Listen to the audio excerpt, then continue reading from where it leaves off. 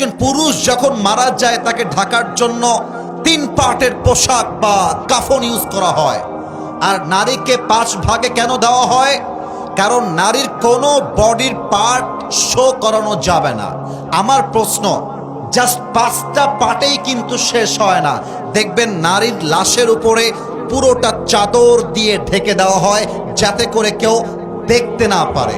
আচ্ছা, গোদাগাড়ির কাছে একটা প্রশ্ন, গোদাগাড়ির যুবকদের কাছে, মুরব্বীদের কাছে একটা প্রশ্ন। মরে যাওয়া লাশ একজন নারীর লাশ, দুলাভাই যদি এসে বলে আমি আমার শালীকে বড্ড ভালোবাসতাম, শালী আমারে বড্ড শ্রদ্ধা করত, সম্মান করত, আমার শালীর লাশটা আমি দাফন করব, একটা কথা আওয়াজ দিয়ে বলবেন। কোন মুসলমান কখনো শালীর লাশকে দাফন করবার জন্য দুলাভাইকে পারমিশন দিবে? এত আসতে কেন, জোরে বলেন, দিবে? যেই দুলাভাইকে মৃত্যুর পরে লাশটা নামাবে পারমিশন দেওয়া হয় না, অথচ জীবিত থাকা অবস্থায় এই শালী দুলাভাইয়ের সঙ্গে ওপেনলি পাবলিক প্লেসে বাইকের পেছনে জড়ায় ধরে ঘুরে বেড়াতো। আমি ভুল বললাম না ঠিক বললাম? বলেন সবাই। আর একটা প্রশ্ন গোদাগাড়ির কাছে রাখতে চাই। এই প্রিয় বোন আমার, আপনি মরার পরে 5 পার্টের কাফনে জড়িত হলেন, দুলাভাই পর্যন্ত আপনার লাশ দেখতে পারবে না, এটা হচ্ছে আপনার মরার পরের অবস্থা। তাহলে যেই মরা দেহ কেউ দেখতে পারে না, তো সেই দেহ যখন জীবিত ছিল সেই দেহ নিয়ে আপনি কোন লজ্জায় টিকটকে নেচে বেড়ান? এটা আমার জাতির কাছে প্রশ্ন। আর একটা প্রশ্ন করতে চাই মেয়েদের কাছে, মাথায় রাখবেন, বোরকা পরলেই কিন্তু কনফার্ম জান্নাতি হওয়া যায় না, দিনদার হওয়া যায় না। যাও তুমি রাজশাহীর পার্কে ঘুরে আসো, যাও তুমি মুক্তমঞ্চে ঘুরে আসো, যাও তুমি পদ্মা গার্ডেনে ঘুরে আসো, দেখবা যত মেয়ে প্রেম করে তার 80 ভাগ বোরকাওয়ালিরাই প্রেম করে বেড়ায়। বলো, দেখলেই মনে হবে यार ये तो अभी के अभी जन्नत से भागकर दुनिया में आई है माशाअल्लाह। বাবুরা, বোরকা দেখলেই পটে যেও না। আজকালকার বোরকাওয়ালিরা বোরকা পরেই 4টা বয়ফ্রেন্ডকে নাকের ডগায় রশি দিয়ে ঘুরিয়ে বেড়ায়। আর কি বলবো দুঃখের কথা, মেয়েরা বোরকা পরেও আজকাল পর্দা করে না কেন? আমি 2টা এক্সাম্পল দিব, আমার কথা রাগ করতে পারবেন না? রাগ করবেন? আমি নাটা শুনতে পাইনি, রাগ করবেন? আমি ইনডিরেক্টলি বলবো, ডিরেক্টলি বলতে এটা বড় লজ্জার বিষয়। আমি ডিরেক্টলি বলতে চাই না, ইনডিরেক্টলি বলছি। আশা করছি আপনারা আমার পয়েন্ট বুঝতে পারবেন।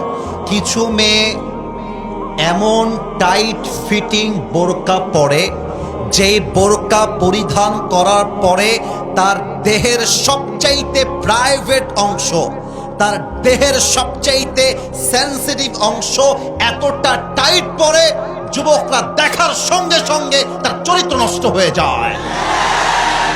ব্যাখ্যা দিতে চাই না, বুঝে নেন, বুঝলে বুঝপাতা, না বুঝলে। সেকেন্ড কথা, মেয়েরা দেখবা বোরকা পরার পরেও এই যে হাতাটা খোলা রাখে। শুধু এখানেই শেষ নয়, এই হাতাতে আবার মেহেন্দি লাগায়, পুরো হাতটা মেহেন্দি দিয়ে ভরা, আর বোঝায় मेरा चेहरा तो तुम नहीं दे सकते लेकिन हाथ से ही पता लगा लो कि मैं खूबसूरत हूं। প্রিয় বোন, এইসব বাটপারি আমাদের কাছে কইরেন না। আপনি হাত খুলে ঘুরবেন, আপনার হাতের মেহেদি দেখাবেন, চোখ দিয়ে মায়া লাগাবেন, আমি বলবো এটা উপরে ফেটফাট, ভিতরে পুরোটাই সদরঘাট। এটার নাম বোরকা হইতে পারে না, এটার নাম পর্দা হইতে পারে না। আরে পর্দা হবে এমন পর্দা, নারীর হাত তো দূরের কথা, নারীর চোখটা পর্যন্ত কেউ দেখতে পারবে না। আল্লাহ মেয়েদেরকে বোঝার তৌফিক দান করুক, পড়েন সবাই আমিন। মেয়েরা বোরকাও পরে ফ্রি মিক্সিং এ ঘুরে বেড়ায়, মেয়েরা বোরকাও পরে হ্যালো ভাইয়া কেমন আছেন, ভুলেই গেছেন ভাইয়া। আর বোরকা পরে এমন মিষ্টি ভাষায় কথা বলে, এই তো পয়েন্টে চলে আসছি। আমরা তো একটু কিছু বললেই ইফতিজিং হয়ে যায়, একটু কিছু বললেই মামলা হয়ে যায়। তোমরা যে ঘুরে বেড়াও, তোমাদের দোষ হয় না কেন? আপনি রাস্তায় রাখছেন মাছের প্লেট, আর মাছের প্লেটের উপরে কোনো প্লেট নাই, মাছ খুলে রাখা।